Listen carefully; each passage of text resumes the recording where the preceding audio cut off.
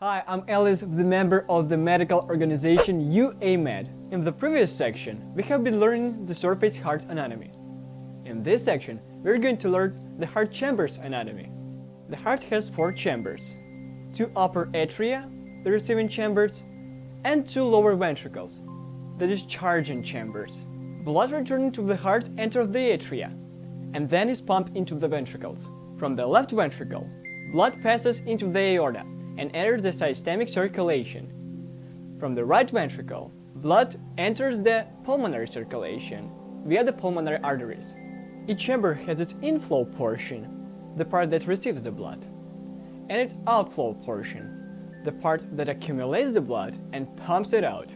Before we go ahead, I want you to understand something about the development of the heart. It will make it easier for you to understand the heart chamber's anatomy in general. Embryo heart on 24 days is composed of the following structures: truncus arteriosus, bulbus cordis, ventricle, atrium, and sinus venosus. Now we should appreciate that the ascending aorta and the pulmonary artery are derived from the embryonic truncus arteriosus. Outflow portion of ventricles are derived from the embryonic bulbus cordis. Inflow portion of ventricles are derived from the primary ventricle. Inflow portion of the right atrium, called sinus venarum, and coronary sinus itself are derived from the embryonic sinus venosus. But inflow portion of the left atrium is derived from the pulmonary veins themselves. Outflow portion of atria, mostly presented by the left and the right auricles, are derived from the primary atrium. Now we are ready to start learning the chamber's anatomy. Firstly, we are going to learn the atria, including interatrial septum. Then we are going to learn the anteroventricular septum. And finally, we are going to learn the ventricles, including the interventricular septum. The interior surface of the right atrium can be divided into 2 parts, each with a distinct embryological origin. These 2 parts are called the sinus venarum and the atrium proper. They are separated by crista terminalis, which on the external surface corresponded to the terminal sulcus. Sinus venarum located posterior to the crista terminalis. It has smooth walls and is derived from the embryonic sinus venosus. This part receives blood via the opening of the superior vena cava and the opening of the inferior vena cava. The opening of the inferior vena cava has its own valve. Between the inferior vena cava opening and the superior vena cava opening is a small projection called the intervenous tubercle. Atrium proper located anterior to the crista terminalis. This part has an extension called the right auricle. It's a muscular pouch that acts to increase the capacity of the atrium. The right auricle is covered by pectinate muscles, so it has a rough internal surface. There's also the opening of the coronary sinus that opens between the inferior vena cava opening and the right interventricular opening. The opening of the coronary sinus also has its own valve. This valve may prevent the regurgitation of blood into the sinus during the contraction of the atrium. It's a solid muscular wall that separates the right and the left atria. In the right atrium, the septal wall is marked by a small oval-shaped depression called the fossa ovalis. Fossa ovalis has the limbus, that is its prominent oval margin. In the left atrium, the septal wall has only the valve of the foramen ovale, also known as the septal falx. Fossa ovalis is basically the remnant of the foramen ovale in the fetal heart, which allows right to the left shunting of blood to bypass the lungs. It closes when the newborn takes its first breath. Occasionally, the foramen ovale doesn't close. In this case, it leads to ACD, or the atrial septal defect. Now let's look at the left atrium. The left atrium receives oxygenated blood from 4 pulmonary veins, and then pumps it into the left ventricle. The interior surface of the left atrium, likewise the right one, can be divided into 2 parts, an inflow portion and an outflow portion. Inflow portion receives blood from the pulmonary veins. Its internal surface is smooth and is derived from the pulmonary veins themselves. Outflow portion located anteriorly and includes the left auricle.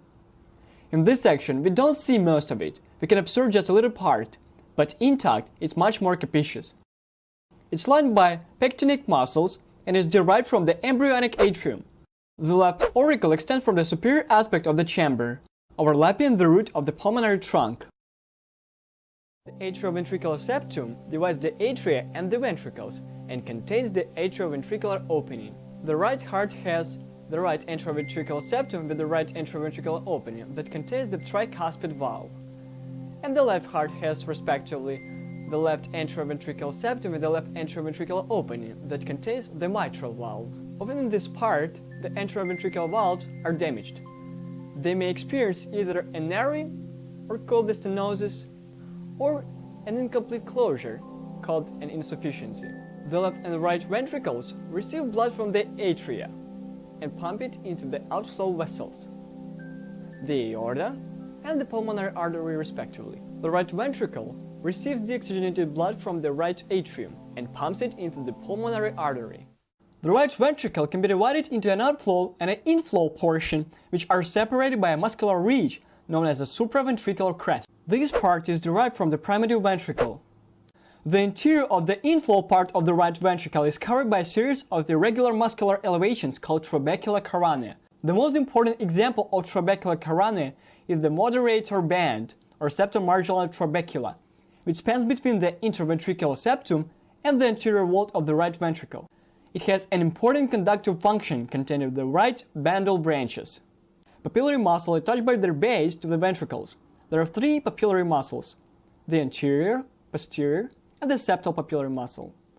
Their apices are attached to fibrous cords called cardiotendinous, which are in turn attached to the anterior, posterior, and the septal leaflet of the tricuspid valve. By contracting, the papillary muscle pull on the cardiotendinous to prevent prolapse of the valve leaflets during ventricle systole.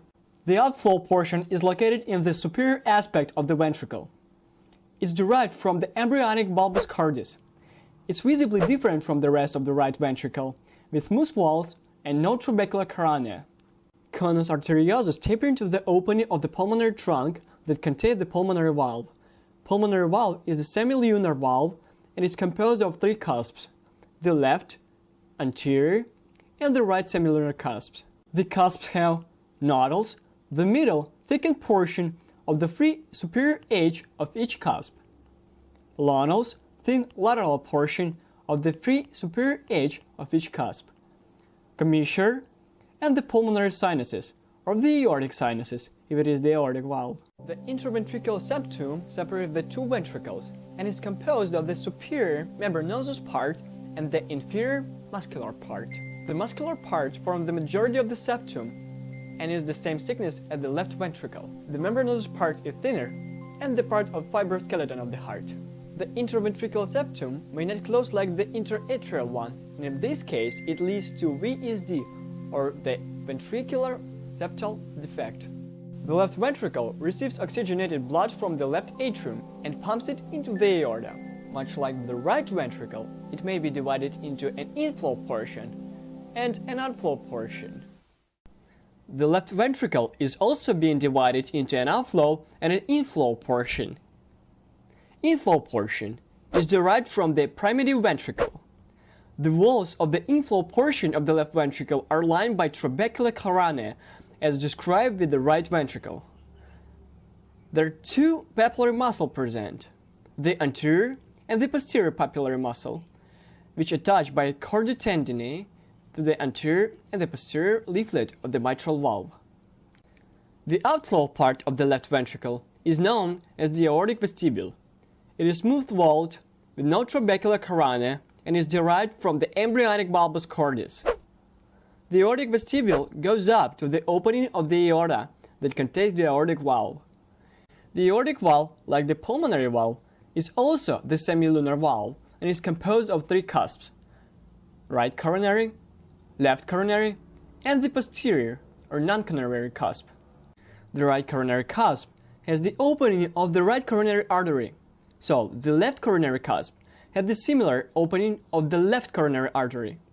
Like the atrioventricular valves, the semilunar valves may develop the stenosis or insufficiency. Okay, as a quick summary, the heart has 4 chambers. Each chamber can be divided into an inflow portion and an outflow portion. An inflow portion receives blood, while an outflow portion pumps the blood out and accumulates it. In the atria, an inflow portion is smooth, when an outflow portion is rough because it's been covered by pectinate muscles, when in the ventricles it's vice versa. The inflow portion is rough because it's been covered by trabecular carotene, when an outflow portion is smooth. An inflow portion and an outflow portion have different derivatives. This is the reason why they're different. Thanks for watching. That's it for the second section. See you in the next section.